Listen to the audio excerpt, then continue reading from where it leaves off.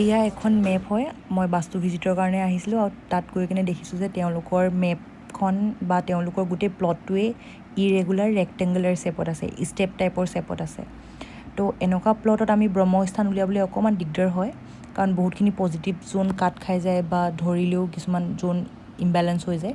তো সেইকাৰণে প্ৰথমতে আমি ক্লাইণ্টৰ লগত ডিছকাছ কৰি ল'লোঁ মেপখনৰ বিষয়ে বা তেওঁলোকৰ নিড কিমান আছে, কি আছে, কেনেকুৱা ধৰণৰ তেওঁলোকৰ মানে বস্তুবোৰ কেনেকৈ লাগে, কি লাগে, গোটেইখিনি ডিছকাছ কৰা হ'ল।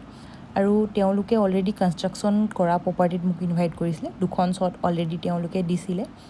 আৰু মই গৈ কিনে তাত গোটেইখিনি এৰিয়া প্ৰথমতে অবজাৰ্ভেশ্যন কৰিলোঁ, ক'ত কেনেকৈ কি আছে, তেওঁলোকৰ সীমা কিমানটো হয়, কি হয়। আৰু তেওঁলোকৰ এয়া দেখিছেনে, বহুত সীমাতে তেওঁলোকৰ ঘৰটো কনষ্ট্ৰাকশ্যন কৰা হ'ল। ইয়াত আমি গোটেইখিনি ৰেমেডি দি কেনে তেওঁলোকৰ ঘৰৰ এইখিনি ঠিক কৰাব লাগিব। আৰু তেওঁলোকৰ মেইন গেটখনো আমি ভালকৈ উলিয়াই দিব লাগিব, কাৰণ মেইন যোনটো প্ৰপাৰ্টি হয় গেটৰ, তো সেইটো শ্বেয়াৰ হ'ব মানে ওচৰৰ মানুহ ঘৰৰ লগত। তো ইয়াত প্ৰথমতে মই তেওঁলোকৰ ব্ৰহ্মস্থান উলিয়াবৰ বাবে ভালদৰে জোখ মাখ কৰি ল'লোঁ।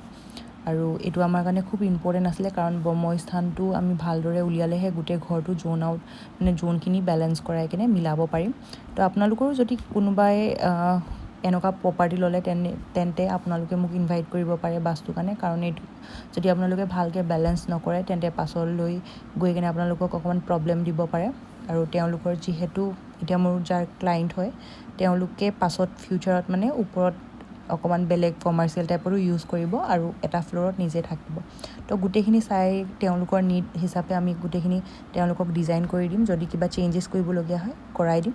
আৰু আপোনালোকৰ যদি নিজৰ বাস্তু দেখাব বিচাৰিছে মোক কণ্টেক্ট কৰিব পাৰে আপোনালোকে।